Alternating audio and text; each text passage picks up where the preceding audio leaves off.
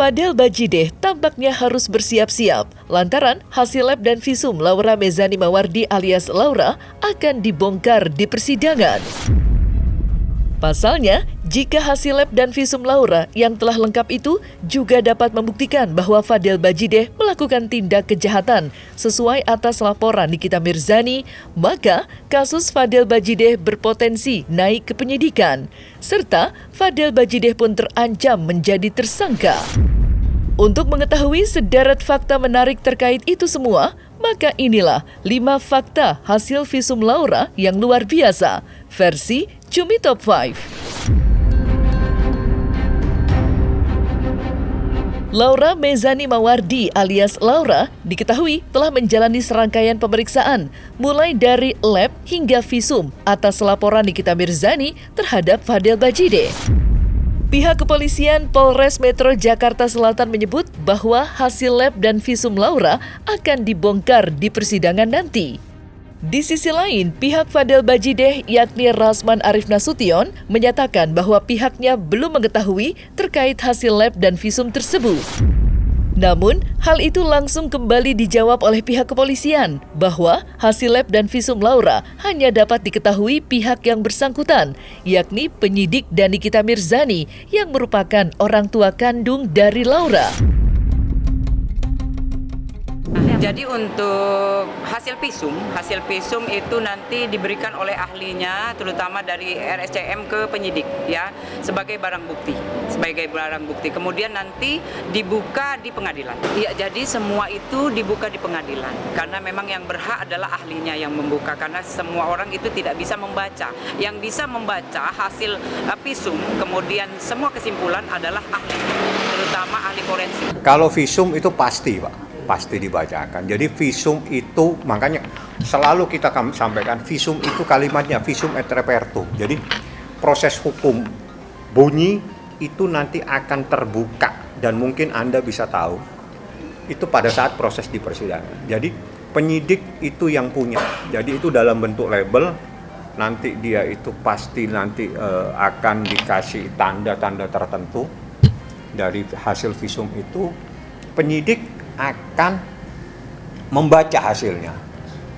Penyidik yang punya hak membaca, mengetahui dari hasil apa yang ada di kesimpulan dan apa yang ditemukan dari visum itu, nanti itu yang dijadikan dasar untuk menindaklanjuti proses ini dari penyelidikan menjadi penyidikan. Jika ditemukan adanya peristiwa pidana. Jadi misalnya dari visum itu ditemukan bla bla bla dan seterusnya, itu dijadikan dasar untuk memproses lebih lanjut. Memang betul tidak punya hak siapapun. Pemahamannya itu penyidik punya hak untuk mengetahui. Tapi masyarakat tidak boleh tahu karena itu nanti prosesnya di pengadilan. Di pengadilan pasti akan terbuka. Sayangnya karena perkara ini perkara anak pasti akan tertutup. Kami belum ditunjukkan hasil visum. Makanya saya heran, kok ada pengacara bilang hasil visum begini. Kami kasih rumah saja nggak pernah ngomong hasil visum ini memberatkan. Kok dia ngomong, terus dia ngapain datang sini? Saya mau tanya, kami nggak perlu kau datang sini. Justru kami curiga bahwa kau itu mau coba mengintervensi. Dari penyidik, kemudian dari NM, yang jelas adalah orang tuanya. Orang tuanya berhak untuk mengetahui. Usai hasil lab dan visum Laura dinyatakan sudah lengkap, kasus Fadel Bajideh yang dilaporkan oleh Nikita Mirzani tampaknya berpotensi besar naik ke penyidikan dari yang sebelumnya penyelidikan. Ya, meskipun hasil lab dan visum Laura belum diungkapkan secara terbuka, pihak Nikita Mirzani tampaknya sangat yakin hal tersebut dapat terjadi pada Fadel Bajideh. Setelah melakukan penyidikan, jika memang ditemukan ada pidana di situ, kemudian masuk unsurnya semua, nanti naik menjadi penyidikan, ya, dari penyelidikan menjadi penyidikan. Ya, itu nanti yang dilakukan oleh penyidik. Jadi visum ini menjadi kunci untuk memproses lebih lanjut adanya dugaan tindak pidana kejahatan terhadap anak. Jika hasil lab dan visum Laura terbukti bahwa terdapat tindak kejahatan yang dilakukan oleh Fadil Bajideh, maka Fadil Bajideh tampaknya benar-benar terancam jadi tersangka atas kasus yang dilaporkan oleh Nikita Mirzani.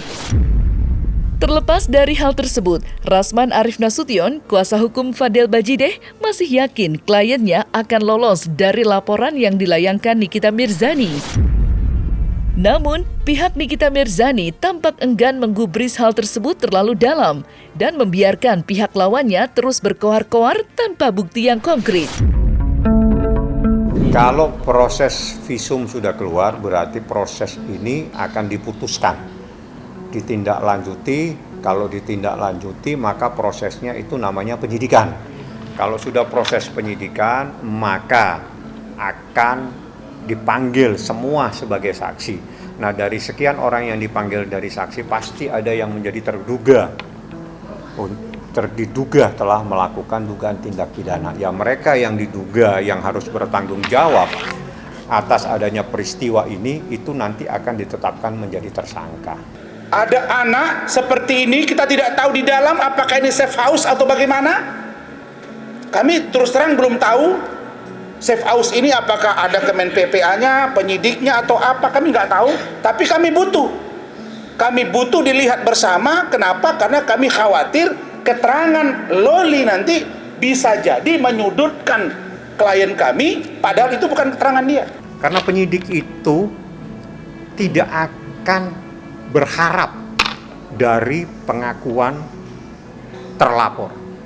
Karena penyidik itu pasti akan mengungkapkan fakta-fakta pembuktian dari proses sebagaimana yang diatur dalam KUHP, yaitu keterangan saksi, pendapat ahli, bukti surat. Itu kan sudah 3 kalau itu saja. Jadi bukti surat juga bisa menjadi beberapa surat, termasuk WhatsApp dan apa saja yang ada.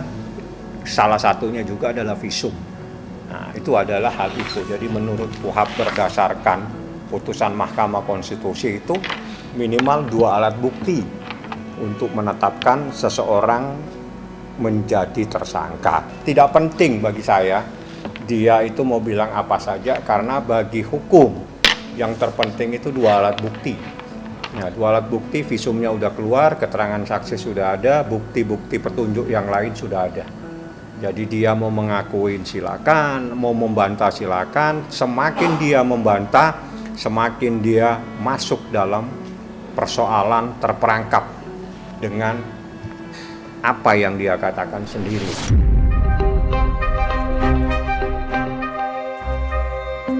Menurut Humas Polres Metro Jakarta Selatan, AKP Nurma Dewi, Laura, anak Nikita Mirzani, juga akan dimintai keterangan sebagai saksi korban di persidangan yang akan digelar nanti.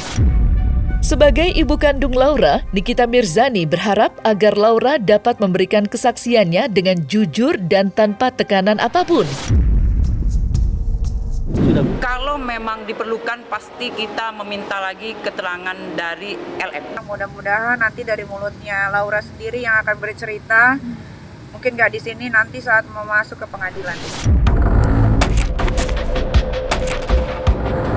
Nikita Mirzani melalui kuasa hukumnya Fahmi Bahmid mengungkapkan bahwa ia sangat terpukul pasca mengetahui hasil lab dan visum Laura.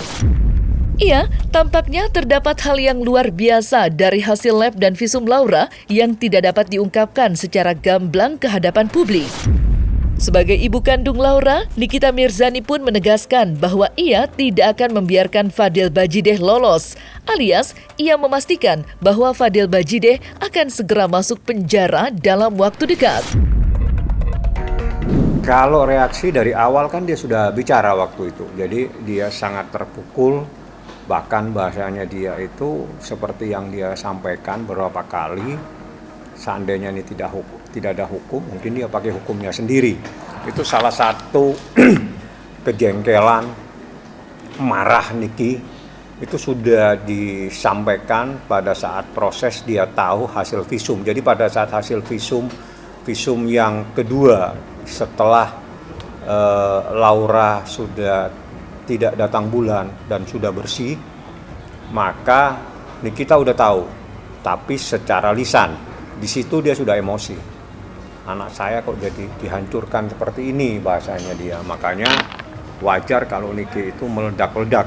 Karena apa yang dilakukan sama Nikita saat ini adalah dalam bentuk untuk melindungi anaknya. Karena anak ini harus dilindungi. Caranya bagaimana? Harus diproses secara hukum. Reaksi Fadil kayaknya nggak bakalan gue lepasin deh, bakal gue penjarain sampai tua di situ.